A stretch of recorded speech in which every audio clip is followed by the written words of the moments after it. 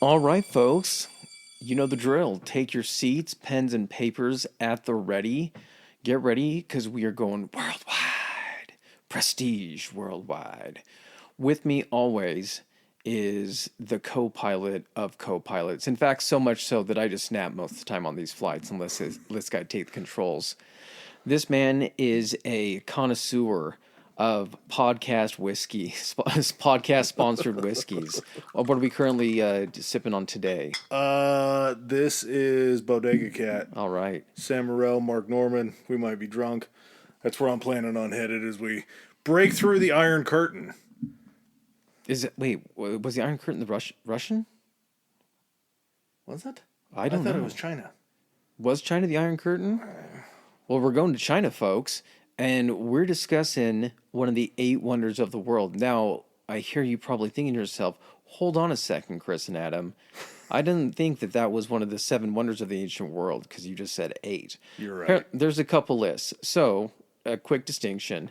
You have the 7 wonders of the ancient world, which primarily exist around the Mediterranean. So that would be like Alexandria and the Colossus of Rhodes and Hanging Garden of Babylon and some other stuff. I know we've discussed some of it. The 7 wonders of the world are a little bit, as they suggest, worldwide. So we have things like Machu Picchu, the Taj Mahal, Chichen Itza, and the Great Wall of China. And a lot of misconceptions about this. We had a lot of sensationalized things dispelled, a lot of actually really impressive things when you hear about it. And then you also find out even things that are more impressive about just like how crazy, just from a logistical standpoint and from like a structural standpoint, this thing is. Asian history is something that I think is probably skirted both of our purviews. Yeah. This isn't really something that I had a whole lot of understanding of, like what Chris said. Well, I mean, we did the samurai. Yeah. And everything. I think this is the first time we're really tackling mainland Asia. Continental Asia, Yeah. I guess you could call it. Well, actually, would we consider Everest?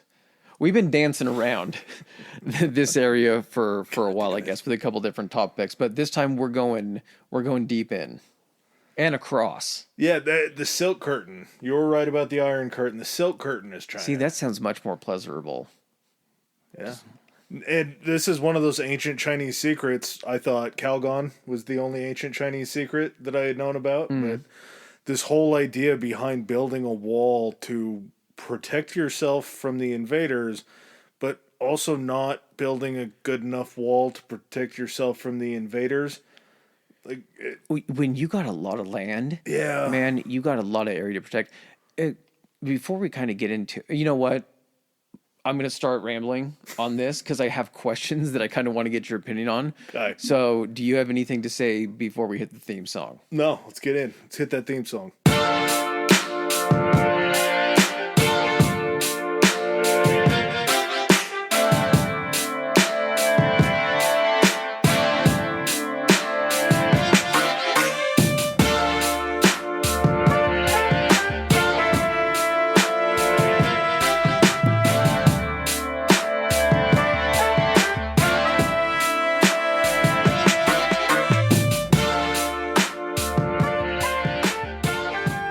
All right, let's just jump into it. I gotta try to figure this out and wrap my head around it. Is the whole thing with, developing a wall, like walled cities were nothing new. That's been something, how do you defend yourself? You put up something between you and, your enemy or whoever's hostile toward you, whether that be a natural barrier of a mountain range that's really hard to cross, river, anything like that. Well, when there's nothing there, you have to construct something. So the concept of a wall doesn't seem overly complex. It probably is one of the first things, cavemen or, God, why can't I think of not cave? What's the other Homo erectus. there? You would build something as a defensive fortification, whether it be with wood or rocks or mud around your cave or your encampment.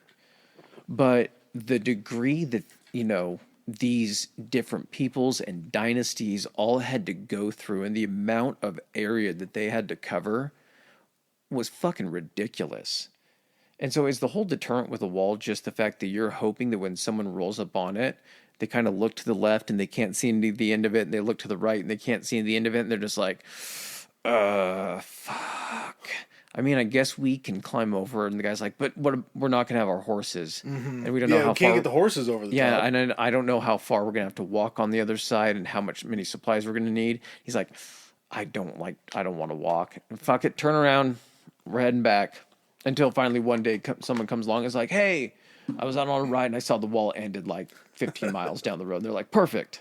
I think it's from a defensive standpoint, if you can build walls to choke points, excuse me, to where, like you say, having that massive land, if you can just build walls to Did a you do point. that on purpose? Did you choke Oh point and then no, you? Okay, no. I was gonna say that was clever. But if you can defense a large area by funneling them into a smaller area to where you can fight them safer, they can't flank you, do anything like that. I see the real benefit to it, but it's there's just some areas of the Great Wall, and the reason I say areas is because the Great Wall is just a bunch of literal like walls.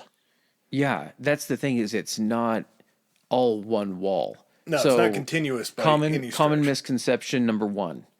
It is just one big continuous wall that maybe has a couple, natural breaks in it because of terrain or because, it's fallen into disrepair. No, it was literally a collection of walls built in this weird, like, when you see a map of it, some of them don't make sense. You would think, you'd try to follow a straight-ish line along terrain. The way that some of these were created, it's like they're doubling back on each other, and then you'll have a branch of three walls out from like one portion. And it all comes from the fact that these walls were not all built with the same intended purpose. I would say same intended purpose, but not by the same people. Correct. And not with the same intended purpose of who to keep out. Yeah, yeah, and that's we've kind of fallen to these weird periods, dynasties, if you will. Very loose term, I believe, at this point. Yeah, yeah, I would probably agree with that. But Imperial China used fortifications against the nomadic groups that were coming off the Eurasian steppe. Basically, Eurasian steppe. Eurasian steppe is the area north of Asia, north of Europe, where the Not north of Europe. North of like why is it China, called what you would Eurasian? consider. It's the Eurasian steppe because it stretches across the huge Europe and expanse. Asia. I understand that. What I'm saying is, just in the terms that we're going to be discussing, it's much further west than to really talk about Europe. So, like, the Eurasian steppe in this situation would be like what we consider today, like modern day Mongolia. And wouldn't it cross over into like Siberia and shit in Russia? No, it did. I agree with you on that. I'm just saying because, For like, today's purposes. correct, we're much further away from the Euro than we are the Asia part of it. And one of the things I actually never really thought about was like when you literally compare these dynasties, of Imperial China or like pre-Imperial China, you look at them and you're like, they seem advanced in a lot of different ways that we're going to discuss. But then you compare them to like just the lifestyle of like their neighbors, like in Mongolia in that area and on the steppe. It's all completely determined, kind of like the wall, by the terrain. They live, I mean, you have to do that for survival, but you have the Mongolians, or like even prior to that, I believe it was the Huns, right? The Huns were prior to the Mongolians by Maybe. 1,000 years or more. But you have these nomadic peoples that travel around for survival.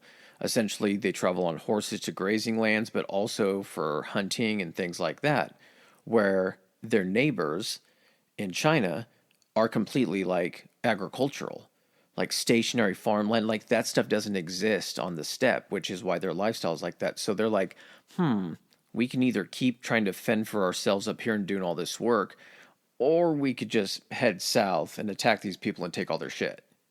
Well, and really, I don't think that they wanted occupation. I don't think was nearly as big of a deal for them as it was along this Eurasian steppe. Your growing seasons for things are just a lot shorter. Yeah. So you're not able to really supply for a lot of people. And that's where you get the nomadic cultures moving around to different areas for different growing season, that kind of thing. I think they were mainly enamored with coming down into China to get shit because, Well, that's what I mean, not coming down permanently, but they were like, look at all this food they have down there. Yeah. We can just make a few raids into there, destroy their crops, and then they come back the next gen like, they fucking regrew the stuff. So let's just keep coming in. Why do you every even assholes season. just build houses? Why do you not have to travel for your food? Yeah. But We'll give you some of the fucking food if you keep burning our village. If you quit burning our villages down. well, I think that was sort of where the fortifications came from because they were pretty unwilling to trade with these nomadic groups. So the nomadic groups being Burn down angry, my village once. Yeah. Shame on you. Burn it down twice. Shame on me. so these nomadic groups would come down and, like you say, just raid these villages and areas because trade just wasn't really an option because there may have been some confusing things that have happened between the two of them that may have felt like war or fighting, but were just really the Chinese people maybe not wanting to trade with the nomads. And that's sort of where the beginnings of the wall start, trying to keep those invaders from the north away from these villages. And the series of walls, insanely enough, and we'll get to the number kind of towards the end of what the full length of the walls are, but these series of walls stretch from the Gobi Desert, which is western side of Asia, western side of China, all the way to the Yellow Sea. So from sea to shining desert, they built these walls in order to try to protect the invaders from the north. Which, when we tell you the number, I gotta call bullshit because I just can't really do that math in my head with how big it says everything is. I mean, they've tracked it. I don't know, and they've also. It's not just one of those things where you can say, "Oh, it's propaganda." Like they've had, prior to all this, they've had other like people come in and actually be able to track where this thing is. I know that the number is staggering, and it's really hard to comprehend it. Like I don't even really comprehend it when I'm thinking about it. I'm like, people built it, like, and before any type of like full on like sophistication of like any type of like vehicles or anything like that. And I know that it took place through different dynasties over the course of thousands of years, but just like there's certain periods of like 70 years where they put like over, I'm horrible about the conversion from miles to kilometers, and I always only remember this in kilometers, but it was something like 4,000 kilometers during the Ming Dynasty. The Ming Dynasty. We'll talk a lot about that because they were the super builders. But 70 years for 4,000 kilometers of this shit. Yeah, man, it's just sort of startling. And when I say I don't believe it, it's just because I think so linear. And where so many of these walls were following like mountain ridges and they're going up and down and there's curves and bends and shit like that. I just think straight ahead if you're drawing a line from point A to point B. That's what's so crazy, man, is that it was like so much just it was almost never straight until they got closer out to the Gobi where they could actually make a straight line in the terrain. There was nothing in their way. And then it became incredibly straight, which is just fucking bonkers to kind of think about. But yeah, if you've ever seen, pull up images of this, if you guys are able to, but the most well-known images of the wall are the ones actually closest to Beijing, about 70 miles outside of Beijing. They're the ones everybody thinks about. Full stone brick. You got tourists walking on them. I think they said there's something like 15 feet wide, 16 to 26 feet tall. I got the measurements. So we'll hit that in a second. Yeah. But that's what everyone thinks of. So, I mean, people walking on top of it, and that spans as far as the eye can see when you're standing on certain ranges. But when you see pictures of this, did you look at that and be like, why did you even need to build the fucking wall there? Who's coming in over that mountain? They got surprised. That's sort of like the enemy was a lot more hardy than I think we give them credit for. Yeah. We'll talk about Genghis Khan or however you say his name, but these people they needed to get in. And the other thing that I think kind of gets lost in a lot of the other ancient civilizations that we've talked about is they had horses. Yeah. Horses made all of the difference in the world to be able to move large groups of people, warriors. Well, and they were insanely fast. It was cavalry. They were shooting arrows on horseback and everything. And it's just something, if you've never, like shock troops, it's a fucking blitzkrieg is what it is. If you don't have... Very much so, yeah.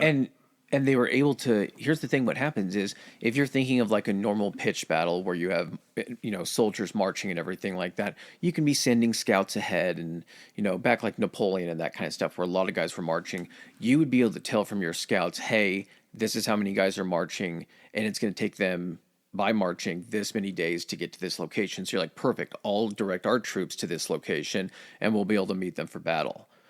with these like nomadic people being just like lightning quick, you had no line of communication when a village got raided or hit. And chances are that village isn't going to have a standing barracks or anything like that. And even if it did, it's going to get overwhelmed. Yeah. If you're leaving no one alive, by the time you get word on someone that maybe grabs a horse and tries to ride to the next village, the nomads can be right behind you. All you are is just going to be like the leader of the pack of the welcoming party for the nomads So coming. part of me also thinks too the purpose of these walls, because when you see some of them, you're like, that doesn't, they ended and they could get around them.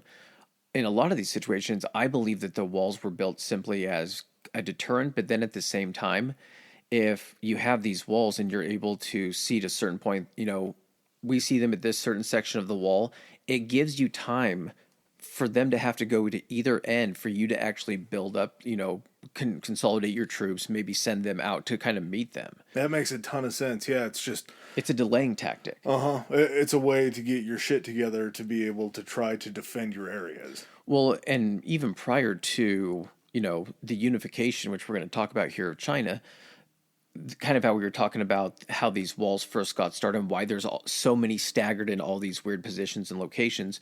You had essentially like warring states. There was kind of a feudal system, it seemed like, in China. So you had I apologize for our international listeners and anyone listening as a linguist or an educated person in like how to pronounce this stuff. We are not. I'm going to try to pronounce this, and if I do get it wrong, I apologize for it. We had someone reach out the other day that we apparently were saying in the El Chapo Loera. episode. It is Loera. Loera. It is Loera. So it's not Lorraine. We completely botched that. So listen, we mean well, but sometimes we sound we're wrong. Idiots. But we have the Yan, the Zhao, the Qin, the Han, the Wei, the Chu, and the Qi. So these are the warring states in China. So at some point, you have this guy come in and is basically able to unify all of China in basically like, of course, it's not a nice conflict. It's not a nice like agreement where everyone's like, okay, so we're just gonna all be China now. Well, yeah, we even before all that happened, we had to. China had to have been under some sort of a royal control prior to the breaking off of the warring states. I'm sure maybe on a smaller scale, yeah. Well, there was something that was called the spring and autumn period. It went from these numbers blow me away. Just thinking about talking about Athens fairly recently in their time frame, but approximately 770 to 481 BCE. So, what, 2, 3 millennia ago? Yeah. These early walls that they were building were stone and Yeah, we can always just say, let's just for quick, when we do math and everything, let's forget it's 2022. It's 2000 as far as we're concerned when we're adding sounds this. good to me. So 2,770 years ago. just forever ago. And this is right, I want to say, even a little bit before Athens became Athens. They obviously had no idea about each other at all. But these cities were building these walls, and we're going to talk about these rammed earth walls because they blow, I think, both of our minds. But you started to get these regions of these regional lords that were kind of like over these imperialistic areas, and the royal control over kind of the whole land just started to take a laissez-faire stance on these things. So you would have these other regional lords and powerhouses coming in and sacking cities, taking over cities, trying to grow their footprints.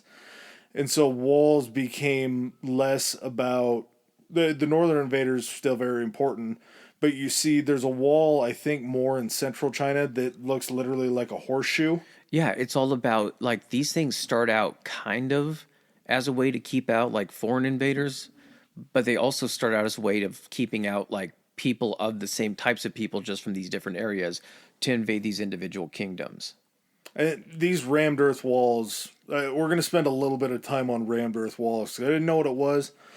Looking into it, seeing how they're built and how they're made, the techniques for 770 to 481 BC just sort of blow my mind. Basically, what a rammed earth wall would be, they would set up wooden, almost like frames. They would pour down some of the earth around that they would have dug out. A lot of it held clay. And a lot of these areas that were kind of more arid had to have been underwater at some point because it seems like there were more minerals in the ground Yeah. than you would see in normal areas. But they would pour this dirt in, and then they would use these things called rams, and essentially it was just basically like a flat rock with a hole in it that they could shove a stick in. Yeah, you see them like if you're you can go to fucking Home Depot or Lowe's. They're called And tampers now. and they're Yeah. tampers now for tamping down, like if you're putting in like a fucking patio to tamp down the sand or the foundation or whatever you're trying to do. And I know you're like, Chris and Adam, it sounds like it's just a fucking wall made of dirt and everything like that. No. Here's the deal. Some of these walls are still standing, not in their as complete as they were in the same size and scale.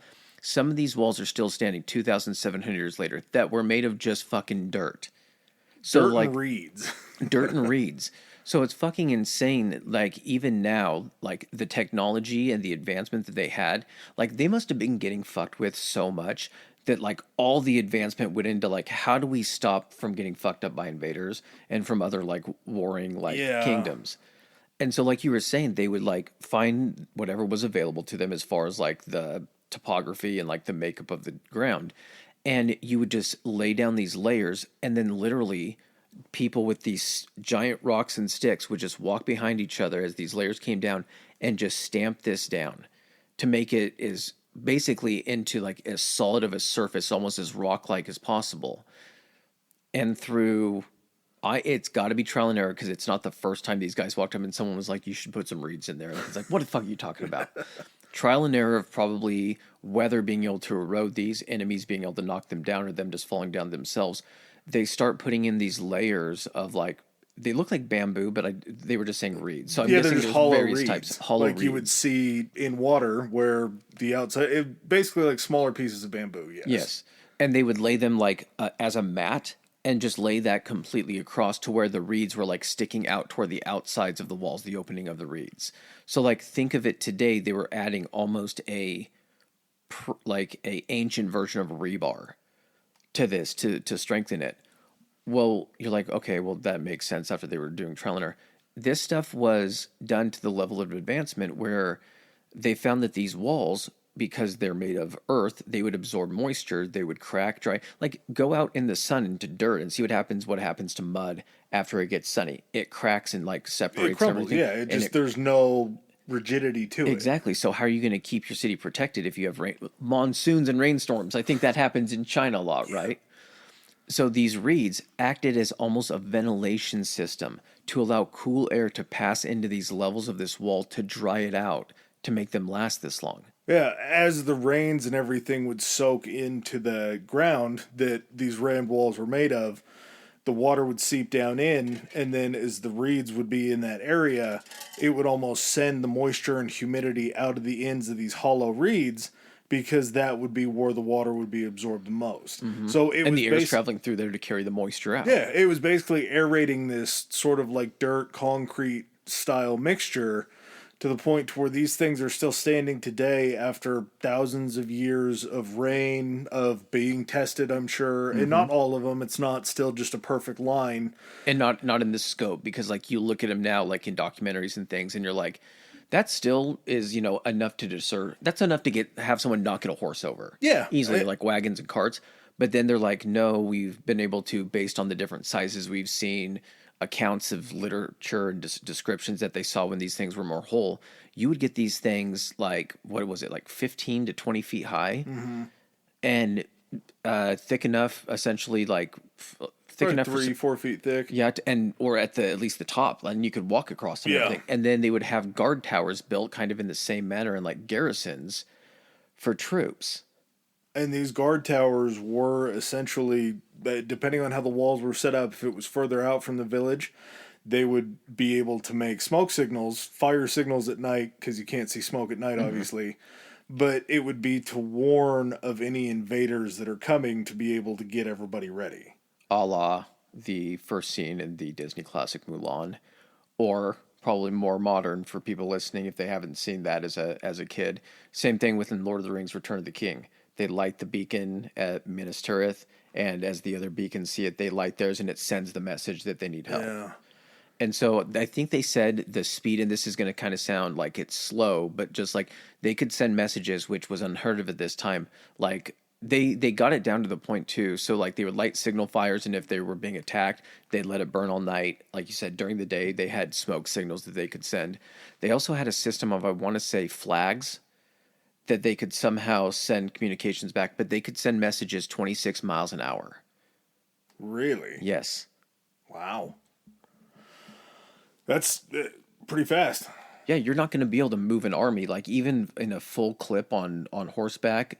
It's going to be hard pressed, especially going over the terrain, not just through the wall that they're having to go through at 26 miles an hour. So you're able to, I mean, it completely revolutionizes essentially being able to like move and like muster troops to certain areas.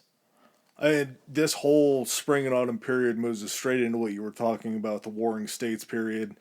That lasted from 475 BCE to 221 BCE. And that's where you start to see these walls being built around these, I guess you would call them like provinces almost, Yeah. to break up these areas.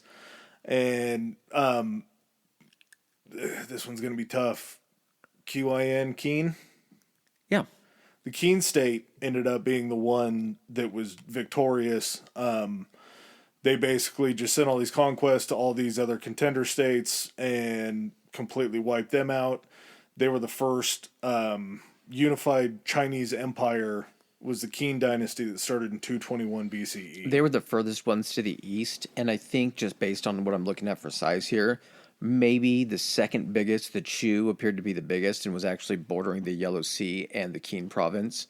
But yeah, they had border sharing with like four of the other provinces, and it looks like they had a pretty significant wall that was protecting them essentially from like even further to the east. Yeah. So it was probably a matter of like them not having to worry so much about that they could focus their attention on winning this war against these other provinces. Well, beyond building the walls, they did a lot of stuff for China that I really had no idea.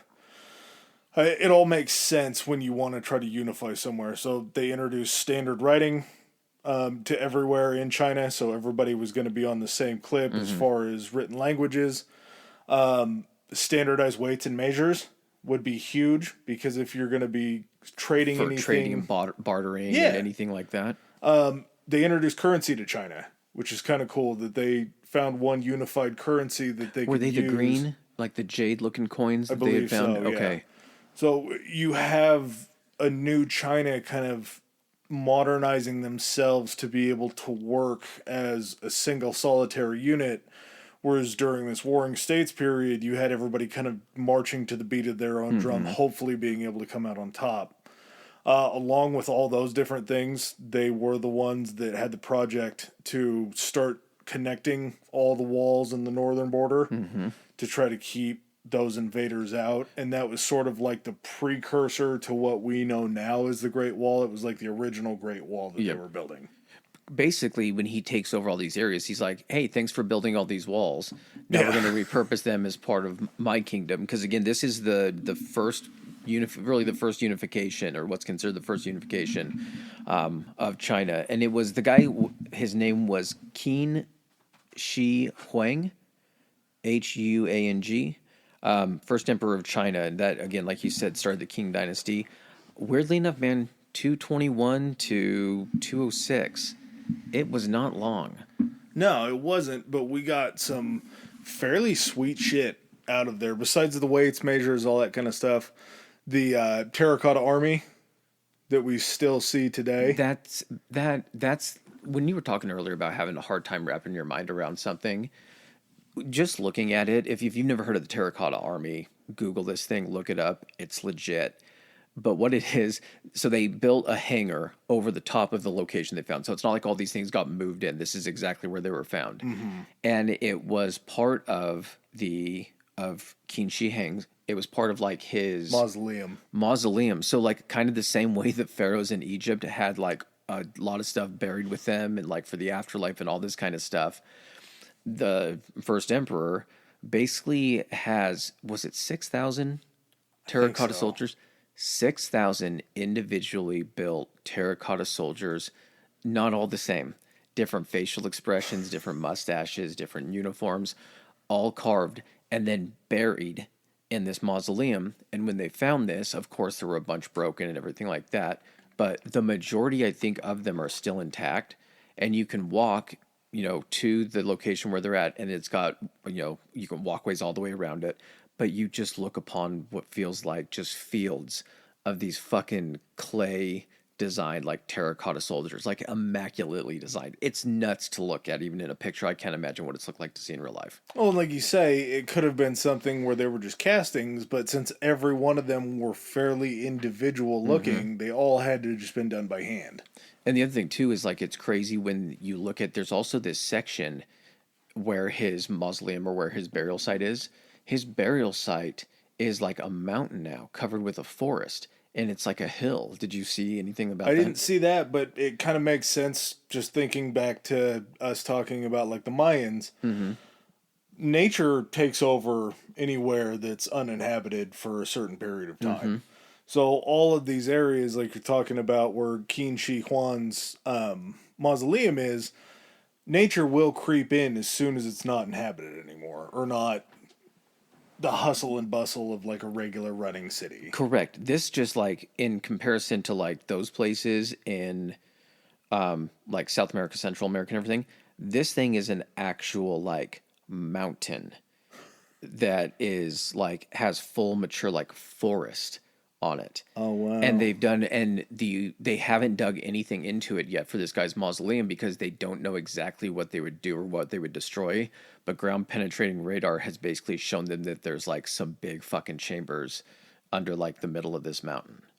And it is kind of interesting that we see in Egypt the pyramids were raided. In South America, those places were raided. People were tomb raiding literally everywhere. But the fact that this is still basically probably intact completely. Well, yeah, I think the difference there is you look at a pyramid and you're like, there's got to be something in there.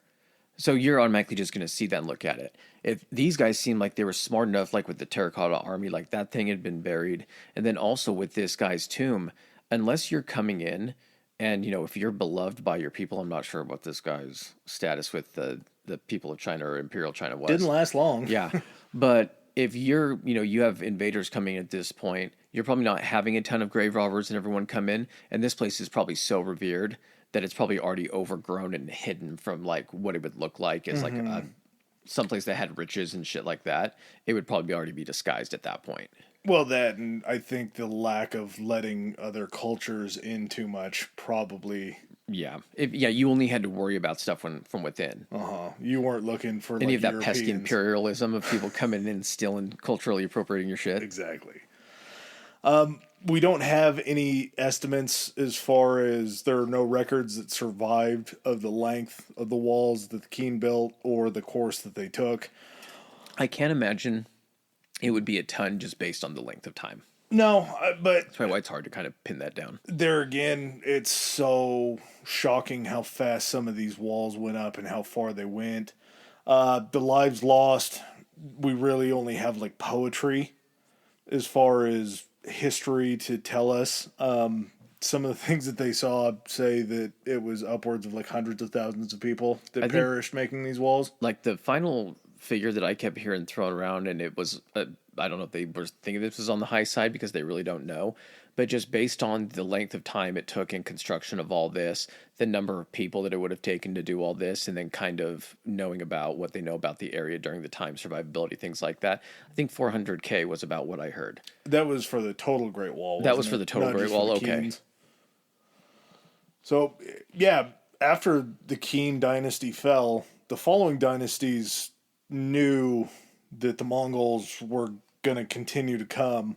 So a lot of those dynasties, the Song, there was a few other northern dynasties that had taken over around that time, but they just continued to try to build up these walls because they were essentially all under one system of rule in China. They weren't really warring and fighting too much between each other anymore. It was just back to those guys up north that kept coming down and wanting more stuff. Yeah. So eventually the walls just kind of became inferior and proved that... Not enough walls. Yeah, there wasn't anything that they were going to be able to do to stop the Mongol forces. That's where we entered Genghis Khan, and the way that he just pestered and kept fighting. He would dip down into he'd dip down into China. He'd take some land. They would end up pulling back. How far was the Mongol Empire? It stretched. Oh, like at its peak? Yeah, because it stretched basically like almost all the way across Asia and a little bit into Europe, wasn't it? Yeah, they made incursions into Europe. They fought with like some of like the like what would be like Russia and things like that in that area. I'm not sure what like the precursor of those people are. They took over a ton of stuff in like what would be considered like the Persian area and everything. I want to believe they got somewhere around the Mediterranean or were able to go ahead and something like the Aegean or something like that. So it literally went from one ocean all the way over to the other one. It was literally I think the Mongol Empire under Genghis Khan and then his kind of lineage after that. The biggest point was the most anyone has ever conquered as far as landmass in the history of in human history. Probably most landmass and then just most people killed. It had to Both, have been the bloodiest. both. It changed the carbon. I mean, I know they always say this, but it's true. It literally like reduced the carbon footprint of humans on the planet Earth at that time. The number of people he killed. Yeah, that's a pretty big accomplishment. And enough so that fast forwarding to 1271 CE, so we're into the Common Era now a fairly decent ways, they actually had their own dynasty in China called the Yuan dynasty. It wasn't Genghis that ran it. It was his grandson, Kublai Khan. He was the fifth Kahagan Empire, which is the Mongol Empire, or Emperor. He was the fifth empire of them, and he was the Emperor, or Emperor Shizu of the Yuan dynasty. And they had occupied parts of China dating back from like 1216 CE. So 50 plus years of their kind of interference into what China was doing the entire time. We get a lot of different sort of, I don't know if you would really call it like a social impact, but whenever you see any sort of like Chinese dishes or anything like that, when you see the white porcelain with the blue writing on there, that was the Yuan dynasty that was able to make those porcelain figures. Isn't that where it comes from? Is like fine china. China comes from like just the word in general comes from that like the making of that like porcelain like dishware and things like that. But the blue etchings on them are just Yuan total. You always hear that in movies. That was always something like you heard like this is a Ming vase or this is like a Yuan like, but it was always Ming. Do you always like remember that as a kid? You could always identify. They're like, oh, it's a Ming vase. It must be very very valuable. Don't know what that means, but Ming vase sounds very important. They also sort of created like mass print. Like these were the first people to be able to have printings of books that would go into like you're making 30, 40, 50,000 prints of these books and they were being sent out. They had actually been one of the first societies to figure out like diseases born out of Like virology. yeah, sort of like deficiencies in diet. Oh, okay. So as far as like if you had rickets, it was because you needed more vitamin whatever. You need more goat. Yeah, You don't have enough goat in your diet or whatever, they were growing at that time. they were able to figure out this medicine not as Chinese imperial rulers, but as Mongolian rulers that sort of took over the area. And owning Mongolia to the north and coming down and taking over China, there was really no use for their walls because they weren't trying to keep anybody out. You're not trying to separate your kingdoms. Yeah, well, they just owned everything, so Yeah. there wasn't anybody that was going to be attacking. Well, go ahead. Eventually, we see the end of the Yuan dynasty, 1368. We move into the Ming dynasty, and the Ming dynasty they were the last true imperial dynasty in China that was ruled by their ethnic majority, which is the Han. Well, and here's one thing about the Yuan dynasty that kind of like it it makes sense when you put it in the middle here because you're like, okay, we have because they were essentially the first like foreign ruled dynasty in Chinese history to rule like all of what was considered like China at that point. So part of you would think like, well, they're gonna just get rid of everything as far as Chinese culture was, Yeah. and then just introduce everything that was part of Mongolian culture. They actually didn't do that. They, Kublai and whoever his descendants were after that were smart enough to just basically be like, we're going to take what works. So they really adopted a ton of like stuff to do, like with Chinese culture and like their bureaucratic models and their systems of like governance and things like that, which makes a ton of sense. Like you're coming in there to conquer, you conquer, but at the same time, as long as you don't change too much, you're just going to have people that are like, oh, we like the common people that are just like, okay, we have a new ruler now. Monk. Okay. Are we still paying taxes? We're still paying tax. Okay. Like Yeah. they just consistency was really what those common people and like the fact that they had some assistance or had protection. They really didn't give a shit. And so by not changing too much stuff, you're basically just saying like, go about your business, folks. We're under new management, but it's going to be business as usual for the most part. I do wonder too, just going along those lines, like once the bad people that have been raiding your area for so long finally come in and take power, and then you see that there's a little bit of assimilation on their part to sort of ingratiate themselves to the new people that they're taking over. Do you think the spoonful of sugar makes the medicine go down? Maybe a little bit easier, but maybe If you're not, yeah, I mean, you're obviously probably not happy about it. You're fucking scared of what's going to happen because for your known history, these people these people show up and everyone dies, yeah, and or all just your shit gets terrorize stolen. you. So you're probably a little wary about that part.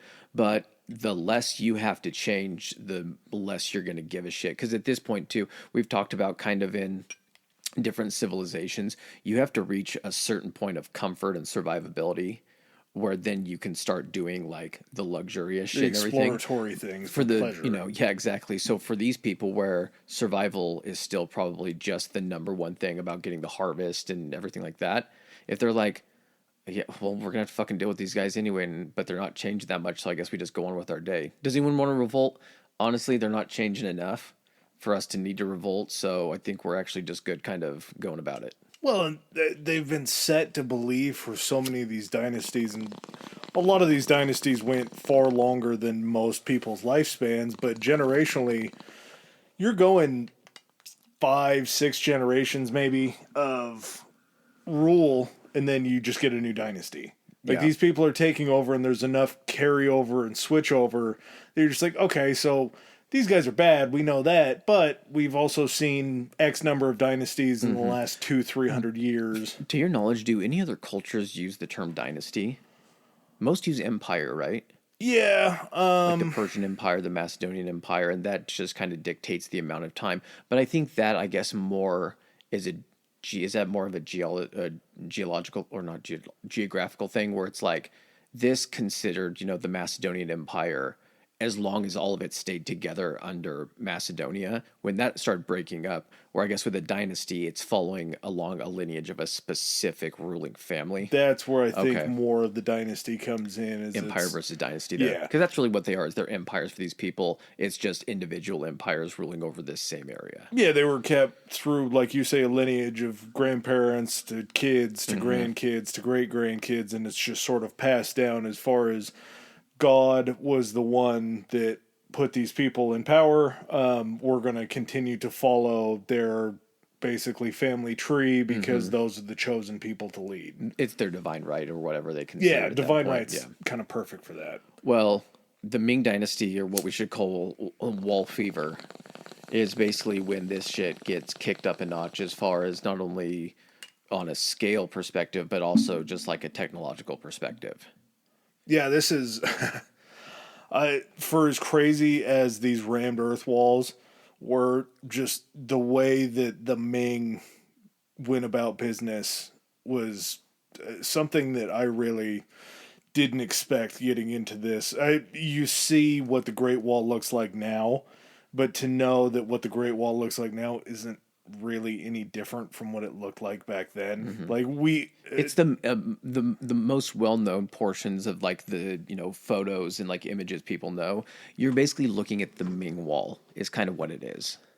yeah, and part of the reason that it's built the way that it is up into the mountains was because Beijing, very, very close to this northern area where these mountains are, there wasn't anything in the mountains. They thought, just like we were talking about earlier, that the mountains were like a natural defense against the Mongols, stopping them from coming in and sacking the capital city and taking over.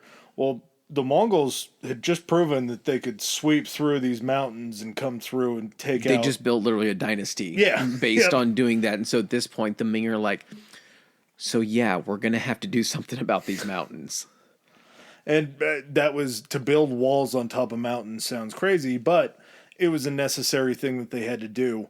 And when you look at the way that these mountains are laid out, one of the great kind of Chinese folklore, folk tales, sort of let your mind wander, is they said that the wall was actually a dragon who had gotten tired And fell to earth. And had laid down along these mountains. And you'd be pretty hard pressed to make me believe otherwise, just seeing the way that it lays out along ridges. It's like, oh shit, okay. Yeah. If dragons were real, maybe that could have been it. To this size and to the point that they are, there's no way. If I'm a commoner in China and you Yeah. tell me that that's a dragon and I have no comprehension for anything you guys are using on how you build this, I'd be like, okay, it's a fucking dragon. Yeah, it really looks like just the vertebrae of a dragon. And how cool is that? Like it's a fucking dragon laying on this mountain. Some of the spots they said didn't really make sense as far as like the path that it would travel, but part of it they believe could have been influenced by feng shui, which is like the art of space, and It's like the balance of air and water. I can't yeah, remember balance of air, water, something like that. But to where these weren't necessarily just strategic militarily, it was almost like they were trying to build a culture within the wall of this belief in feng shui. like blended with nature in a way, or like with the empire. Yeah, the decisions on it, some of them are questionable, but like when you get explanations like that, it's like they're already building this insane, structure, which is the largest man-made structure on the planet Earth It has to be by far, too. by far. So yeah, you're building this. You're not going to question, especially if you have these builders that are doing this. And they're like, we should probably make it flow a little bit, so the gods are happy or whatever. I mean, like we're just going to flow this wall over here a bit, and they're just like, cool, you do you. Just keep building this wall. We got more manpower to build it? Yep, okay, we can do that. We can make that turn. Before we get into the nuts and bolts of it, let's hit a bathroom break. Alrighty. Well, hey there, all you sexy historians. How you guys doing? It is time for Socials. Where can they find us on Instagram? If they want to follow us, they can find us at Historically High Pod on Instagram. That goes the same for Threads as well. You can also find us on Twitter. Ooh, tell them about Twitter. Historically High. That's historically HI on Twitter. And if you want to email any of your comments or suggestions, where can they find us at, Adam? At historically high podcast at gmail.com. Gmail. All right, and back to the show. All right, and we are back. Back to the business of walls. Build the wall. Build. This is the one time. Do you think like that was ever a thing when they were trying to drum up? They didn't need support to build this. No. Because contrary to popular belief, well, I'm guessing this isn't a lot of people's belief, this was not just built by people hired and that were being paid well to actually build this thing. No, the word. I wrote it down because it seemed like an interesting word when all this Was it the goes concept of each of the citizens of China had to do a specific amount of, like, every other year during certain months of the year, they were required to help with public works, right? It was called the Core V system. That's right. And the Core V system was essentially like instead of paying taxes monetarily, it was like a physical tax that was given to the families in Instead of money, China. you were required to submit labor. Yep. Yeah. And so this wasn't voluntary. This wasn't like, hey, we're going to pay you to do it. This was forced labor that they would bring these people in. These families, essentially, if they weren't already established in their township or wherever, if the male in the family was going to work on the wall, they were going to be populating in these villages that were close to the places they would work to kind of maintain some sense of normalcy. We do move away from the term slavery now, and we do just go straight to like prisoners of war. Yep. That are like being held. So basically, same thing, but now we're just calling them prisoners of war that were also used to build these as well, along with like members of the Chinese military. Were also, so they had pretty much anyone and everyone that were contributing to the construction of these walls. Yeah, and you needed everybody because I think what was the Ming Dynasty? It was like over a span of 70-ish years. Yes, They built these walls. 25,000 watchtowers were built on this Ming wall. 25,000 watchtowers. Yeah. That's how long this shit was. Okay, so let's do this because I think talking about how many watchtowers they had, we do need to try to like finally just talk about how long this thing is to try to give a perception of how big this thing is. Yeah, so the Ming Dynasty, just the Ming Dynasty, their wall covered 5,500 miles or 8,850 kilometers. So 3,889 miles of that was constructed wall. 223 miles, a paltry 223 miles was trench, and then 1,387 miles was natural, which is like rivers, cliffs, things like that. Still, just the simple fact that that was their contribution was 5,500 miles out of the total length of the wall that they discovered, which is 13,170 miles long. Or 21,196 kilometers. The length of the total wall, if stretched out just to give some size understanding, would cross the continental United States 4.9 times. You could go easily with just the Ming Wall. You could go New York to Los Angeles and back to New York just with the Ming section alone. Yeah, because I want to say the United States from those two cities is probably only like 2,500 miles. Less than that, it's I think 17. Really? Yeah. Damn. But just thinking about that, like you think of like interstates and roads that we have here in the States, or you see like monuments we have, or like the Grand Canyon that stretches over the course of like a portion of a state. Uh-huh. And then you think that just even in the wall section that they built, the amount of stuff that they themselves built, not the natural stuff, could go back and forth across the United States. A fucking wall. And at this point, if you're going to build something like this, you're going to need to up your game. And it's not going to be these earth and reed walls anymore either. It's going to be the shit that's lasted in what we see now today.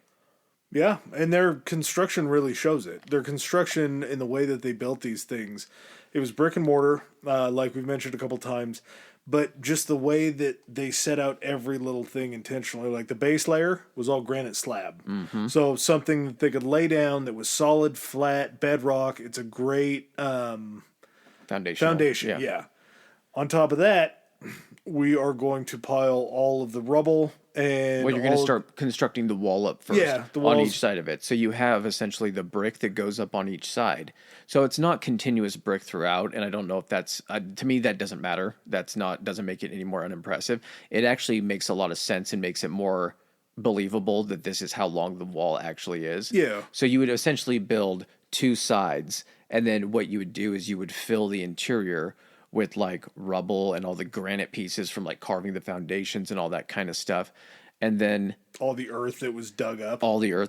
Which makes a ton of sense because if you see like pictures of sections of the wall now, you're like, how is so much shit growing on this wall? Yeah. And I think that also takes away when you look at the scope of it, because all of these sections of wall, when they became, disrepaired and disused and everything like that, the jungle was just allowed to grow up right next to it. Yeah. So when you see images of it, it still sticks out from above these trees, but you're like, it doesn't look as impressive. You're like, these are trees though.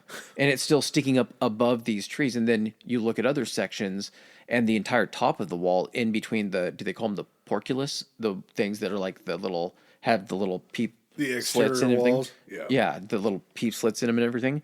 you see all of these like trees and bushes and everything growing up. It's because there's dirt underneath those stones, those pavers. And eventually through weather and like bringing in like debris and everything, seeds get crammed in there, plants are going to grow. And so you get a lot of these sections that are also like overgrown by the forest and the jungle itself. Everything just gets taken back. So on top of that, the rubble, the dirt, everything, all the earth that was underneath it, the bricks were then laid across the top. Which that's still crazy. Yeah, You're filling in the you need a rubble flat enough surface. to get a flat. That's what's nuts. It's like just thinking it from a standpoint of like gravel. It's hard to get. Like you'd have to fill it in with like rubble, then smaller rubble, then dirt, Just like then we build tamp roads it. today. Yeah, it's still just nuts the amount of time it would take to fill in this to get a section of, 22 7-meter height wall. Yeah. So yeah, the exterior, the outsides of the walls reached 7 meters or 22 feet 11 inches, which, looking straight up, is a massive wall. As an invading army, you're watching up and even sitting on your horse, that thing is still 2 or 3 to almost 4 times taller than you. Well, and to say, yeah, we'll just build ladders. To build a 22-foot tall ladder is no small feat. Enough of them to get your guys up fast enough to also not get shot by all the guys that are raining down arrows. Not only arrows, this was the other crazy shit. Rock bombs?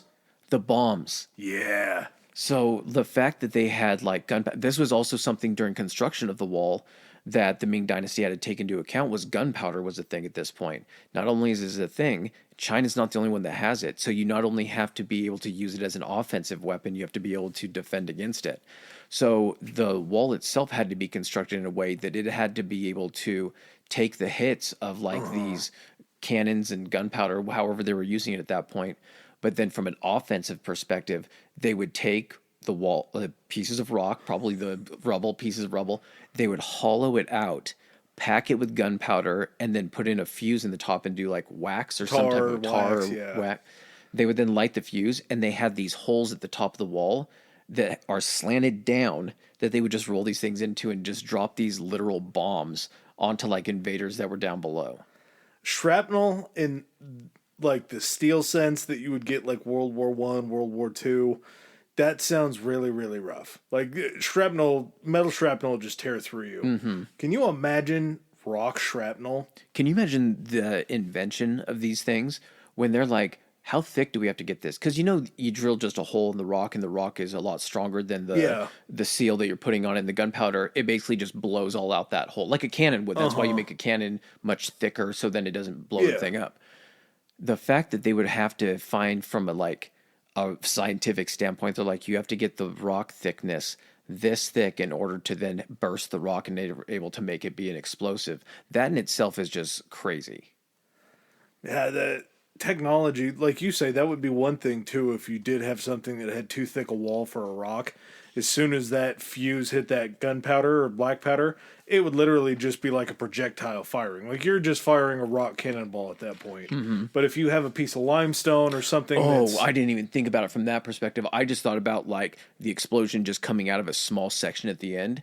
If it somehow got to where it could propel that rock, all of a sudden it falls on the ground. They're like, it didn't go off. And then it literally launches a boulder right at you, just like a rocket. The whole idea of it seems just so grand. Along with 7-meter high walls, 22-foot high walls, the watchtowers were 12 meters. They were almost 40 feet tall.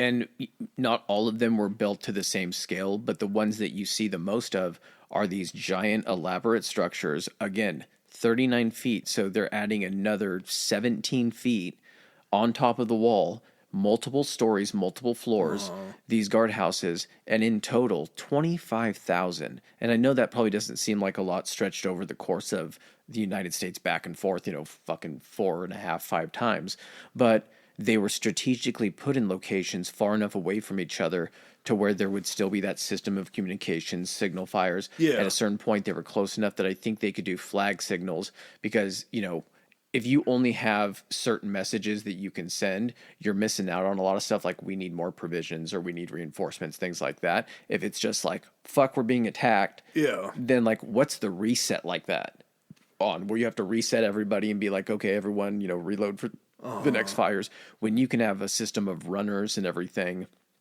that can send signals and that kind of stuff, that itself is crazy advancement.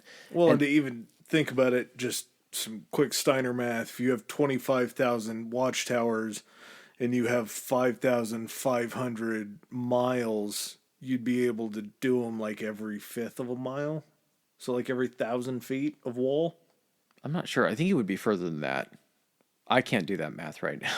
Yeah, a little high for that. Someone send us send us that. But not only were these watchtowers important for that, but everybody that's all the soldiers and infantry and everybody have to have a place to stay on that wall in order to live there. So these watchtowers were watchtowers, but they were kind of like housing and living areas. Yeah, you would for have the behind the soldiers. wall in areas. You would have garrisons built that were probably had smaller walls around them themselves. Yeah. But there were essentially these small little villages where all of these soldiers would sit within range of other garrisons that could then support each other, when attacks came. And Go ahead. oh, I was going to say the way that they even built like the advancement that they did and like found out how quickly they could do this with how to make these bricks and everything.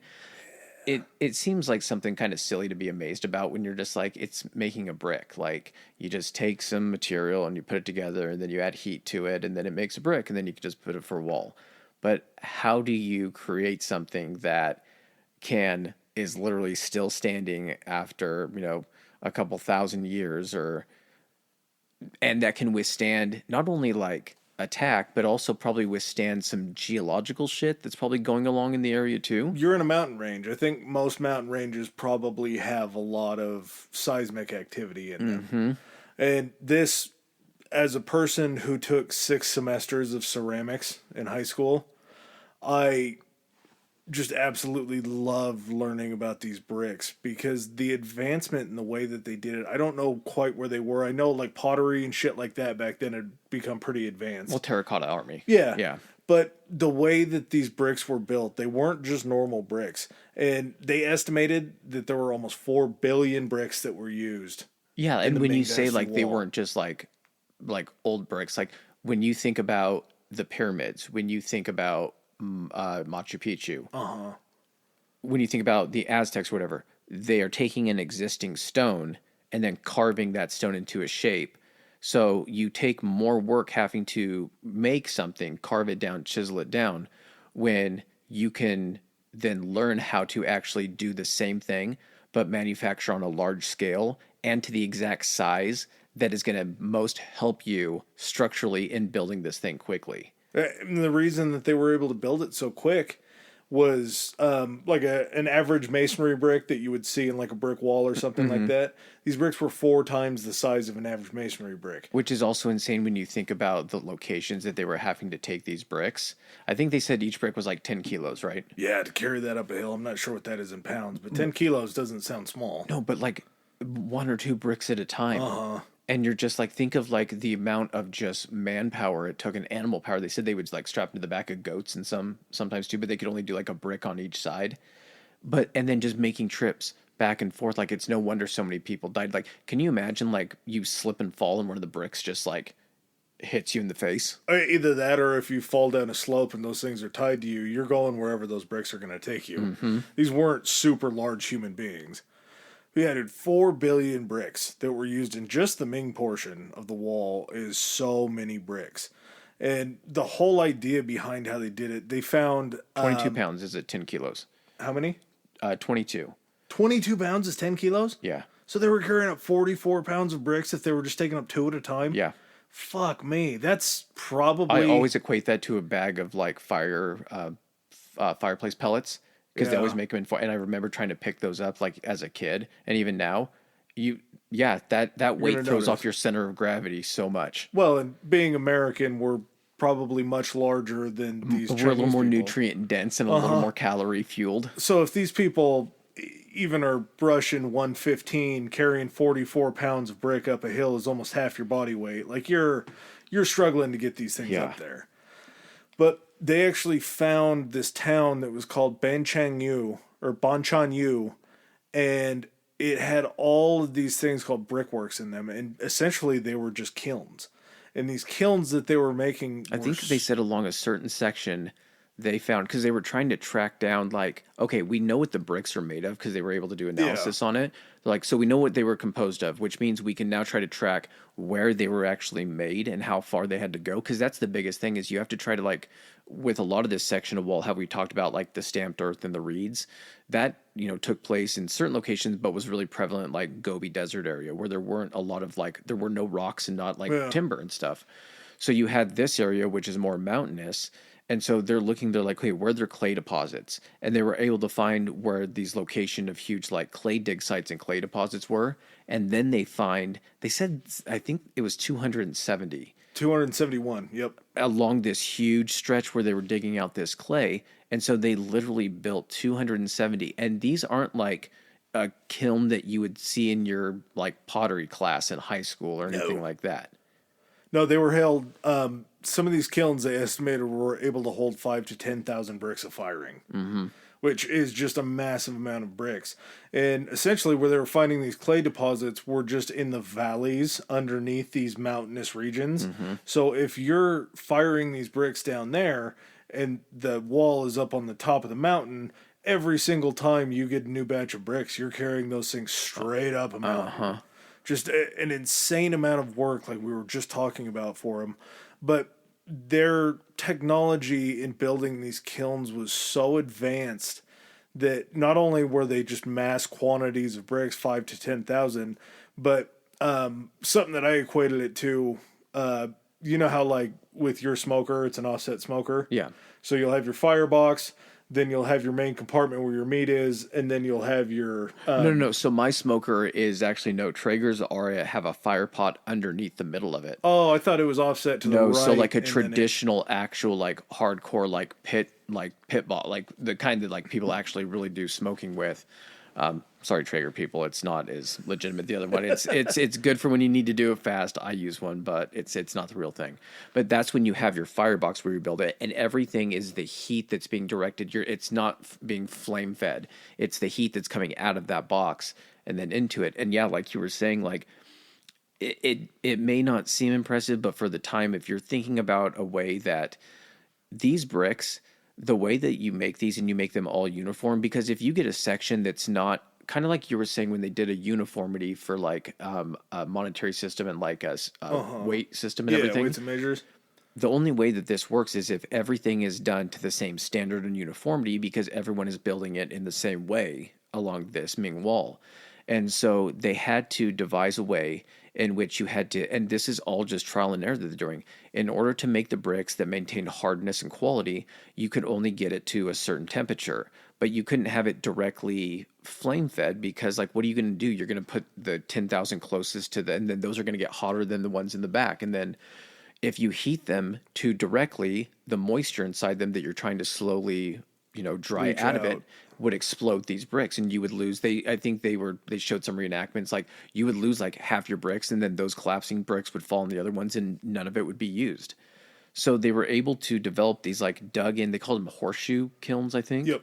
And basically you had an area where you had the fire. That area was like sectioned off from the actual kiln, but then it was below the kiln in the front. Yep. And then the heat would rise and flow into the kiln, kind of like up and down. Which they had dome shapes sitting on top of them, which a dome at that point, architecturally, I think was probably and had to remove it. Yeah. It had to be removable and everything so they could then get the bricks in and get the bricks out. And then as that came over, you're like, well, the heat's just going to stay trapped in there. They were smart enough to know, no, you dig a chimney low out the back of the other side. So what it does is you're taking the heat, you're bringing it up and over this wall, down equally through all of the bricks that you have strategically stacked in the way that makes sure all of them are hit equally.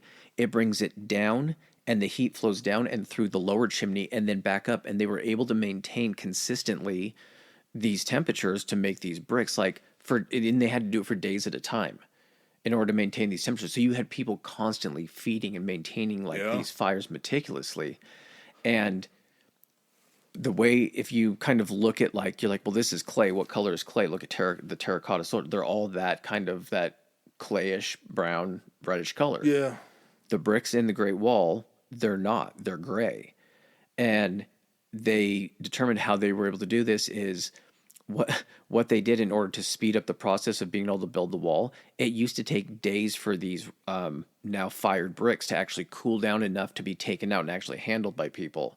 They developed a system in which they would like run water as a cooling system around It was around the dome on top. around the domes that would then somehow slowly filter and feed in. I don't know if it was through the humidity, but it dried these in a way that it made them hard and gray. Well, so clay will have iron deposits in it, and iron, when it's mixed with oxygen, will turn red. Okay. So in order for them to keep it gray, which wasn't intentional, it was just through the system that they had figured out. Yeah. When the water is hitting on top, obviously the heat rises, so the water on top is going to have a cooling effect on all the heat that's coming from the top in the dome. So all these bricks are being cooled without the introduction of oxygen. That's right. It inside almost of them. made it to where it was like not quite airtight, but it reduced the amount of oxygen in there enough That you to couldn't not allow oxidize the oxidation. iron to turn it red. Yeah, that's right. Yeah, so just a brilliant strategy. And they had these systems of these brickworks set up to where they would have forms that they would pile the clay inside of. They would clean the clay off. They would make sure that everything was... I still see some Instagram videos about that with people in like smaller, like third world countries or like smaller countries underdeveloped and everything, where they're literally throwing the clay into the mold and then they'll pack it down and then they'll scrape it off and then they'll literally lift the mold off and they'll just slide the brick over to be cooled. Like you could still see countries doing it today. Oh, buddy. So later on, after my dad got a little bit older, my mom has a wonderful yard, and it was always brick borders around things. One day, my dad got it in his head that he just got tired of buying bricks. So he's like, why don't we just make bricks? And I was maybe like 6th grade at this point. So I was like, no, man. Home Depot's like... Yeah, they got stacks of them. Yeah, let's just go get them. He's like, no, man. It's going to be way more fun for us to just take a summer and make these bricks. You're like, what? Yeah, the time I don't have to go to school, you want me to help you make bricks. But yeah, we had fucking penal colony. a whole entire summer of just brick making in the backyard where he had these welded out frames that you could pull apart that we would fill full of concrete, and then we would let them sit. As soon as the concrete dried and it sucked in a little bit, you could pull the forms off of them. We made something like 300 bricks over the summer just in the backyard. Took you a whole summer to make 300 bricks. Well, How many yeah, were these guys making a day? That's what I'm saying. And that's the way that they would do it, is they would fill these forms up with clay. Then they would pull the forms off. They would make sure that everything was uniform, like you were talking about. They had to sit out even just in the sun for 2 weeks. Okay, so before they even were dry. able to get them solid enough to actually move and stack and support the weight of the other bricks in the kilns, 2 weeks that they had to sit out in the sun. So this was a process that you would have like sections where you'd be like, okay, those are 10 days in, those are 11 days in, those are 12 Think days in. of the room you would need for that. Just the space that you would need to stack everything. And you're just doing it in these valleys where you have to excavate the clay, you have to have room for all the kilns, and you have to have room for It's these mass drying manufacturing. spots. It's crazy. Yeah, dude, just immense fields of bricks that they were doing it with. And then we have the other sort of... Well, how many were they firing a day? Each kiln that they had was holding up to 5,000 to 10,000 bricks. So if you were firing 3 kilns in that day, you had a couple I'm sure they days had to cool all it of them down. going at the same time. It wouldn't They surprise could me. have been. Yeah. But you would have to think you would want to set it, maybe like offset them by a day. Staggering so that way to where you're always having pulling 3 a kiln. kilns ready Yeah, with their exactly. bricks at the ready. Yeah. You're pulling 1 kiln a day. Oh, buddy, I'm sure they carrying them had up. this thing down so fucking... Yeah. Like, we can't even imagine how much they had this thing down to a science. Well, to say that they had the bricks down to a science, the mortar that they used was something that I did not see coming. There's just no way. So much like we talked about the Romans kind of creating concrete and having their sort of mortar that they would be able to put in between stones. I believe it was the Inca that were so exact that they could just lay things into place and it would almost sort of lock in. They had the system where they would do a little bit of a receding bowl. A curvature. And then in the one that went on top, it would have a little bit of a protuberance. Little so where they concave, said, so it convex was type basically like a, action. yeah. But these guys had their own form of mortar, and mortar is usually going to be made up of inorganic materials as far as you would have. Because you have to make it from a liquid. It has to go from a liquid into a solid. Yeah, so you would have small chunks of rock, something like gravelly sort of. Sand was always a big component. Lime, another huge component. But they couldn't figure out why in the world the mortar was able to hold so well on this Ming wall. And also maintain its white color. Yeah. That's one thing you look at too, is when you look at mortar from like, if you think of mortar today, for the most part, what we think of as mortar is like if we have like brickwork on our homes, most of the time what people would think of grout. Yeah. Like grout when you're doing tile in a bathroom and everything. Most of the time, we have different colored grouts now, but it turns white, and even our grout actually stains pretty quickly and everything. But if you look at the Great Wall in these sections, the mortar's white, which is like very surprising. And for the longest time, they could identify that there was some sort of organic material inside of this mortar. It led to a conspiracy that, what was it? That all of the people that died while making the wall, they would take their bones and they would ground up their bones to use the calcium that was inside of a bone. And that was the organic material that was inside the mortar that would then keep it white. As you would chip it off, it would still become just as strong underneath. So it wasn't like it was coming off in chunks. If a layer would come off, there would be another layer there that would then reharden itself, which to me sounds like some sort of magic. But as you alluded to, the bone thing was just a myth. And I'm glad it was, because that would be really fucked up. yeah. This part seems a little fucked up too. Like, no, literally, the people that actually helped build this wall are a part of it. Yeah, and they've come out. They and poured said more than their hearts and souls into this. Mostly their bones. The people that didn't make it. They've never found any human bones within the walls that have fallen. Just only strictly animal bones. Which I have a hard time believing that they haven't found one set of human animals, bones. baby. Hey, we're all animals. Yeah, I guess. Maybe there's a whole song about doing it like that. Yeah, but what was the organic material that they found inside of it? It was sticky rice water soup.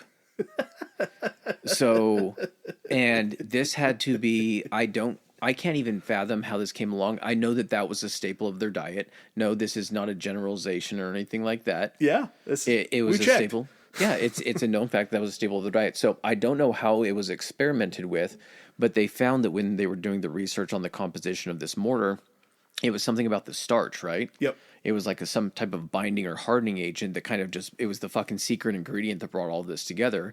And so you take this other stuff, mix it with a little sticky rice water soup. You'd be sitting there at lunchtime, you'd be eating and everything like that. Did someone accidentally just trip over and spill their stuff into the mortar? And he's like, "You ruined my mortar." And he was like, "Wait, hey, you got your sticky rice in my mortar. Hey, you got your mortar in my sticky rice." Yeah, exactly. He sticks his mouth together while he's trying. He's like, "I can't fucking chew with this shit." But yeah, it ends up being sticky rice water soup, and this shit is still around today. Yeah, it's just it's a compound that somehow this organic starch that's inside of this mortar is able to almost make it more elastic than mortar. Like, it's still very solid. It still feels, like regular mortar, but there's something about that extra element that's inside of it that somehow makes it super durable. Oh, and just to make a correction, I know it's a little late on this. The distance from New York to Los Angeles is 2,700 miles, not 17. Okay, so yeah, that's still back and forth. Yes, with 5,500 miles. And it wasn't just the Ming that were doing this, and we'll get back to them here in just a second. But just to kind of give you a scope of who else contributed to the wall, like we've kind of said throughout this entire podcast, everyone kind of like went about their own way of adding to this and like shoring up weaknesses and things as they found what things weren't working. So you do have the Ming that are responsible for the most well-known sections and the largest portion of the wall. You then have, the Qin, Han, and earlier dynasties, earlier than the Ming, contributed, I think, 1,914, so almost 1,200 miles, or almost 2,000 miles of wall. And then the Jin dynasty actually stepped up with a big old section of it with 2,492, so almost 2,500 miles of wall. So, although the Ming is the most well-known, and they did the most in like 70 years, an insane amount, because they were able to pretty much just completely revolutionize the way that they were building this, you did have these other dynasties that were contributing to the wall to bring it to its overall just insane fucking length. Yeah, and it sort of a victim of making it so long. The issue with the wall and the reason that it fell into disrepair was because it was so big, it was just too much to keep up. Yeah, like how do you do that? Like how do you man? Like I get you have to have an insane amount of manpower just to structure that, but then in order to maintain, you have to have people who are knowledgeable about being able to maintain that for damage. But then you just have to have people constantly like patrolling sections of the wall and make sure that someone hasn't built like a rope ladder over and Yeah. there, bandits are coming in or anything like that. So, you kind of run, and I think that's what kind of led to the downfall of the Ming Dynasty is you're putting so much, and they were doing other things, but like you're putting so many of your resources and your manpower and you're forcing people into doing this. Like you said, overall, I think it was like 400,000 people during the whole construction of it. But during the Ming, when they're building it this quickly, that's got to make up a huge portion of that. You're going to piss off a lot of people. They're like, why are we still fucking building this wall? We're not getting a ton out of it or anything like that. And so we end up getting, during the Ming Dynasty, there ends up being not danger from outside of China, but you get a people's revolt. Yeah, there still was the danger from the outside. You did, but now you're fighting instead of just being able to focus on that. You're that's where all your attention is usually going to be focused. You think everyone's happy back home, but then you're forcing everyone to do all this stuff, and so people are like, we don't really like management right now, so we're just going to kind of opt for a new one. Well, and that's what it was there was a people's revolt that was coming up more from the south that they were trying to tamp down, not thinking that that was going to be where the issue was. Then you also had the Manchu people from Manchuria that are coming down from the north that you're kind of trying to stop with the wall. And eventually both of those forces end up meeting up to the point where... Yeah, like the People's Revolt made it all the way up to essentially the wall section where it was bordering with, the Manchuria or whatever it was for the Manchu people at that point. But so the People's Revolt had kind of already taken over, for the most part, most of China and had moved its way up there. You had a garrison or like a large fort that was right there where there was like a large Manchu presence on one side. And then basically they had the People's Revolt on the other, and they were sandwiched between this. And the commander of this fort is just like, well, fuck. He's like, we got to make a choice. Yeah, I got to make a choice here. What good is it going to do him? Just kind of trying to think logically. They're already rebelling against everybody. Why, unless they're here to kill us, why are they even up this far? They're just trying to get rid of anybody that they feel was loyal to the Ming Dynasty. So he gives a little whistle over to the Manchu side and is like, hey, just kind of putting out some feelers here. Throwing out an idea for you. Got these people on the other side of the wall, aren't real friendly toward us. I know you can't see them because of the wall thing, but they're here. They're there. mad. Yeah. Here, come up to the top. You walk up with me. I'll show you. You'll see. But he was like, so as long as we're cool and you just kind of leave me and then my guys alone and alive, how about we just let you through and you just work your way into China and do whatever you were planning on doing? And that's exactly what he did. Opens the gate for the Manchu, and they sweep in and put down the revolt. But it's not just like, hey, revolt's down. Okay, we're heading back up. At that point, it was now time to take down the Ming as well. Yes. Strange bedfellows. And maybe that was just sort of their last choice. One of the last times we really see the wall being put into effect, there's actually an odd unintended consequence of building a wall, and that's you don't let people in, but also if those people get in, they can then use that wall. If they're already in. Yeah. If they're the people that are already in. Then they can make sure that that wall keeps you from where they just came from. And as the Manchu people came in and started to assimilate themselves into the Chinese gene pool, the Manchurian people wanted to keep a certain ethnic purity in their land, their homelands of Manchuria. So as they were coming in and spreading their Manchu seed, they didn't want the Han Chinese people that were up there to then cross over into Manchuria and mate with their people. Whoa, whoa, whoa. This is a one way. Yeah. This isn't a two-way thing. Like, we just get to come in and do whatever we want. You guys don't get to come up here. That's not how this works. No, our homeland's pure. We don't want that. So yeah, in effect, this whole wall that they've used to try to protect themselves from the outside then became a barrier to keep them inside, to stop them from going outside. We'd seen the Mongolians, the Yuan dynasty did it. There were other dynasties that did it where they sort of reached beyond the walls. Part of it was for the Mongolians that the Silk Road ran very close to southern parts of China coming up from India.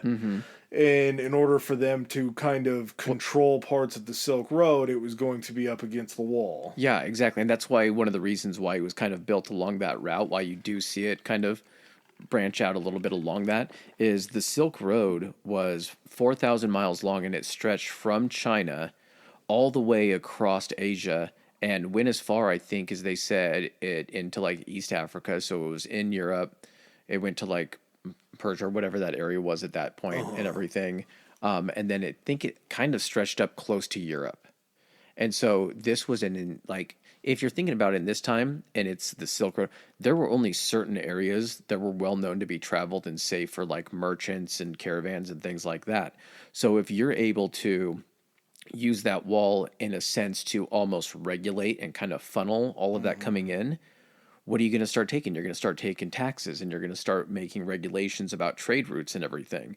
And so not only was it a defensive measure when they were building this, it was also had, kind of an economic reasoning behind it as well. Yeah, they were able to use it to further their stature along the Silk Road, but they were also still making money being able to regulate who's passing through safely. When you have the wall right there, not only do you have kind of a barrier, but you also have a place to stock a garrison, an army. Well, and the reason it was called the Silk Road is because that was like the only place that had silk, and that silk was being sent out to all these other sections of the world at the point was from China. It was like an exclusive product, like how you always think of like spices from like India and all that kind of stuff. And yeah, it would be silk from China, among other things. Gunpowder probably too. Probably a lot of gunpowder. I would assume a lot of gunpowder. Gunpowder. Mass export. But yeah, the wall played so many different parts through all of the history of China, and there's a lot of different sort of myths and things like that.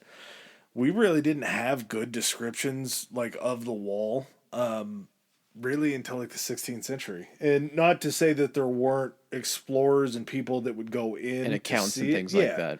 But it almost wasn't like it had been there for so long, and the Chinese people were so used to it being there, like it didn't seem like something they were willing to show off almost. Well, the other thing too is if you're just standing in like a singular location and you're looking out, you can only see that as far as it stretches out beyond a mountain or horizon. You don't get a sense of the scope or where this. The only reason we have any really sense of just how enormous this is because there's been research done to follow these locations. There's been satellite imaging, all that kind of stuff.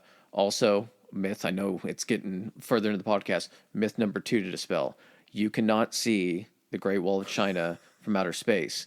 Now, they said from low Earth orbit, 100, 200 miles up, if you know where to look, you can see it. But it does make sense because, to a degree, if you're looking for a road is going to be as wide as the Great Wall of China.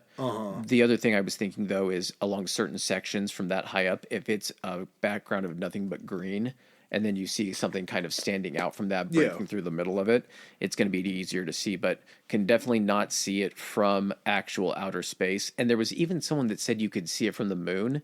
So yeah, that's also out the window as well. Well, and essentially I forgot when I was talking dimensions, the top part, the flat part that you could run along, walk across, all that kind of stuff, was only 5 meters wide. And basically they had decided it's like 16 feet, right? Yeah, you could run basically 5 horses side by side. Which is still crazy. Yeah, it's still very wide, but when you're talking about seeing something from space, 5 meters and shit. Yeah. Like you're not picking that up. But yeah, and I think one of the other things too is, so if you did have people coming into sections of China where you could actually see the wall from, probably a little bit different if you're actually seeing I want to say, is it called like the head of the dragon fort or something like that? The one that comes out into the Yellow Sea and sticks out a I little think bit. so, yeah. So yeah, it's different if you're coming in, you're seeing that, but again, you're only seeing as far as until it disappears Uh-huh. behind a mountain or whatnot. You also probably have kind of the closed offness of like, and the hesitancy, rightfully so, for like allowing like people from other countries and foreigners to come in and just start poking around your country. Yeah. China's always been, they've always frowned upon that. And we see the great, strong Jesuit Christian people Oh, thank God they're there. make their way into China. The Jesuits were kind of like Christian missionaries that were going in to try to spread Christianity. Part of trying to ingratiate themselves to the people was they were able to use their superior European map making abilities. Cartography. Cartography, yes. And part of doing cartography in any sort of an area means that you have to draw out everything, every discernible geographical feature in there. So these Jesuits are drawing these maps with this just absolutely massive wall running I through think it. part of that had to come from like, it had to have been just a simple matter of like, hey, like, what's that over there? Instead of being like, hey, I need to get like a really high vantage point to look at this whole area so I can Yeah. map it out. And the guy's like, oh, I know one. He's like, we're just gonna march up, and they get like 3 miles into the wall, and the guy's like, how fucking long is this thing? He's like, oh, it goes. Yeah. Like we don't know where the end of it is. I've never actually seen the end of it, but we're heading up to this. See this guard tower up here on the top of this mountain, and the guy's just like, what the fuck?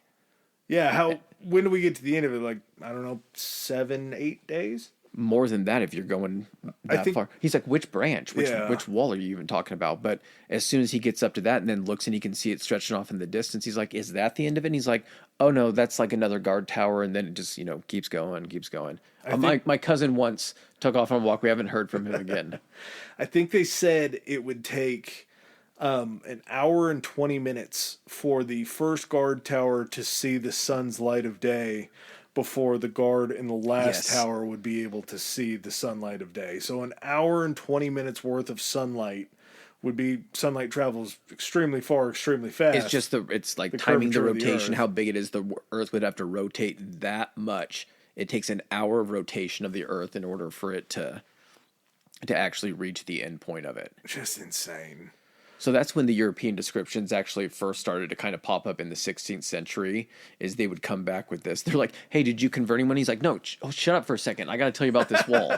Like, you're not letting me talk about the wall. Well, how many people did you convert? Are you not hearing about this wall? Yeah, there was more people on this wall than is in our entire city, and they're just living on a wall. That's Yeah. how big this wall is. Things sort of start to fall apart for the wall, coming into more modern day kind of communist China.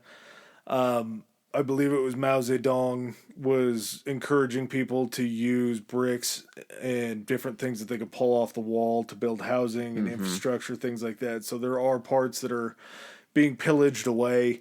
There are sections of it, they said, where people were actually like excavating into the wall and then like building like a structure like kind of out from it, and you'd walk into their house and then part of their house would actually be like inside like the wall and everything. Yeah, at that point, it's hard for us, I think, and I think we've had this conversation before about just the history of the US and everything. It's hard for anyone here to even fathom a monument or something like that has anywhere near like the age where you can look at that and it's just casual. Yeah. Like, you have, this wall's been around for so many generations of your family and you've always lived in the shadow of it. It just, at that point, it just becomes the wall. Like, it's someone that gets used to having a pool in their backyard and everything, and you come over to their house and like, you have a pool? And he's like, well, yeah, we have a pool. It becomes not a big deal, and then you lose your reverence for it. So basically, yeah, they're like, hey, we need to start building buildings.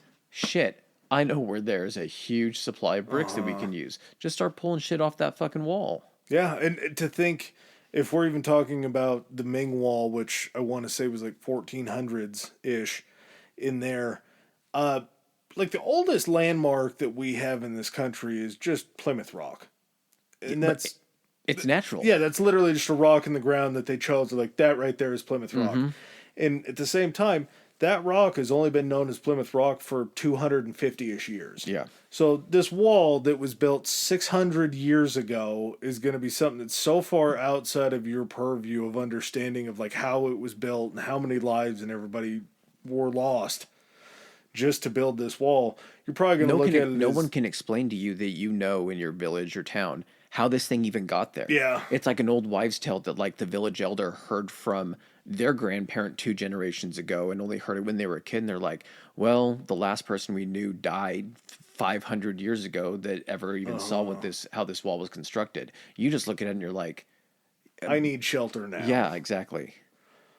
And there have been attempts kind of later on to restore the wall and kind of bring it back to prominence. That's sort of what culturally China uses as far as like advertisements. I mean, we have a Great Wall restaurant here. I don't know how many times I've seen Great Wall as Yeah, a there's restaurant or something Great like Wall fencing, anything like that. It's like the major use of something to kind of pinpoint that something is Chinese. It is. It's something that it's synonymous with China. It's you see the pyramids, Egypt. You see the Eiffel Tower, you know. Oh my God, I just bring Paris, France. You see the Statue of Liberty, New York. It's one of those things where you can see just a small section, and you're like, "That's the Great Wall of China." Like it can't be anything else. Yeah, and it is very impressive to see. I think probably the best thing that happened was the most photogenic, awe-inspiring part of the wall is that close to Beijing. So And that's the part that's probably getting the most love and everything like that. They used to, before they even put the regulations on it, which have just been very recently, there were really no rules for the wall. People could just, it gets more than 10 million people visiting the wall every year. That's probably more current since they bumped it up as more of like a tourist attraction, things like that. But there was a time not too long ago, very recently, when the wall was so casual that like people were throwing raves on the wall. It would just be like, hey, where's the rave at tonight? Oh, it's out on the Great Wall. And there were like parties. And can you imagine a fucking DJ just up on top with like fucking lights going up against the wall? I don't know what a Chinese rave would even look like. I don't either, but that would be fucking. Can you imagine like being on fucking like mushrooms or Molly Ecstasy, and being at a fucking Great Wall rave? Well, and I think they're pretty cool with amphetamines over there, so I'm sure the rave would go for All day, long time. all weekend, and then some. But yeah, there's been kind of a resurgence in, I think, more of the protection of the heritage, and it's been designated as a World Heritage Site for a while now and everything. It's And like 1987, so Yeah. it's been a while. not as long as you'd think, though. No, For no, something like that compared to other landmarks that have Yeah. been, declared heritage sites. But it's crazy that something that's so integral and is so like ingrained as a part of history, literally ingrained in the country itself, is just now kind of recently having some eyes on it and being like, we should probably look into kind of protecting this thing a little bit more.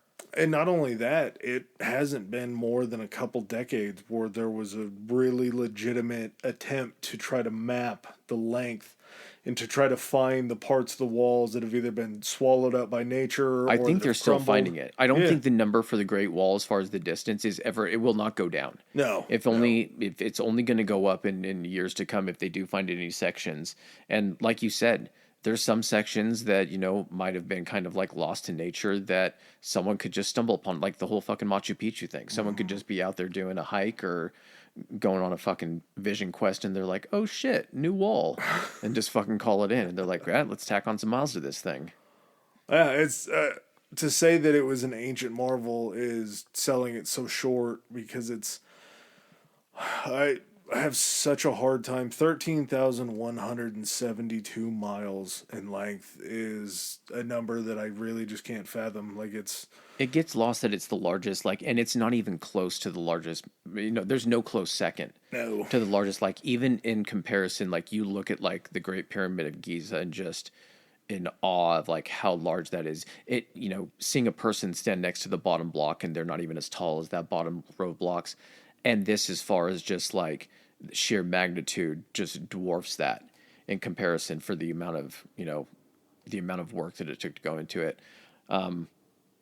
Yeah, it's something that I didn't think, you look at it and you never really think about what went into that. You just kind of look at it and you're like, that's fucking amazing. But like to know how long it took, how many different dynasties took part in doing it, it's definitely not a question why it's one of the wonders of the world. Yeah, to lose, I kind of asked you this question a couple times, and I sort of kind of doubled back around it. 400,000 to 500,000 people died during construction of it. That sounds like so many, and relative to the population, it certainly was. And it makes me wonder, and I asked you a couple times, like, would there have been more people that died constructing it than would have died in the wars? But it wasn't, I don't think, about that level of humanity as far as that goes. It was about trying to preserve the Chinese culture. Yeah, because it was about the idea, the protection of the ideal rather than of the people. Yeah, the cultural losses would have surmounted way, way more than... Yes, the way of life would have been gone. I think that's the whole point. And I want to say that, like, I get that number is huge. Like, for that many people to die on a construction project where, like, there was no active warfare. Yeah. Like, it's not like these people are dying in war or battle or anything. They're just, like, building this wall. Yeah. It did save more people, I think, just based on, like, what occurred, like, just, from the podcast I've listened to on Genghis Khan, the casualties when he came in for the invasion of China and the casualties he caused during, like, several, like, invasions. It definitely isn't as many as died during that, but it's also to say, like, if it didn't exist, how many people before and after Genghis Khan or whatnot would have come in and been able to do this too? Yeah, the carbon footprint was drastically reduced by Khan, and probably because of this. Yeah, exactly. A little more carbon was actually preserved because of this. 400 to 500,000 males going through and repopulating. Yeah, not only that, it was just all, you could probably say, 99% dudes? Yeah, it had to have been. They actually said that there was more... The great dude drought of the dynasty. They said that there was more of a concern for wives at that time to have male children, which is so the opposite of what China looks like now, I think, as far as, like, putting the onus on having a son. You're creating a workforce. Yeah, and that's what they were worried about, was the more boys that they had were going to be the more people that were going to have to go work on these walls. Yeah, can you imagine that, just knowing that, like, they're like, the doctor's like, it's a boy, you're like, fuck! He's gonna have wall duty in 15 years or whatever it was. If he's lucky. Yeah. All right, man. You got anything else on this? No. The Great Wall turned out to be a lot more interesting than I ever thought it was going to be, and it dispelled those myths. Up until, I think you told me the thing about the seeing it from space a while back. I thought that was crazy, but coming into this, I 100% will fully admit I thought the Great Wall was one singular wall. Yeah, I did not know that there were all these branches of it out. The Great's Walls. Yep. Exactly. All right. Well, hopefully the Great Wall has led to a great podcast for you guys, and we'll catch you on the next one. Peace. All right, ladies and gentlemen, thanks for joining us for another episode. If you like what you heard, hit that subscribe and like button. Follow us. If you didn't like what you heard, still hit that anyway, because we'll probably cover something in the future that you do like. Please follow us on our social media. Adam, hit them with it. Our Instagram is Historically High Pod, Historically High POD, and we are on Twitter at Historically High, that's Historically HI. All right. And if you guys want to send in any feedback, suggestions, hit us up on those two, or you can even do it on Gmail. It's historicallyhighpodcast@gmail.com. Thanks again. Peace.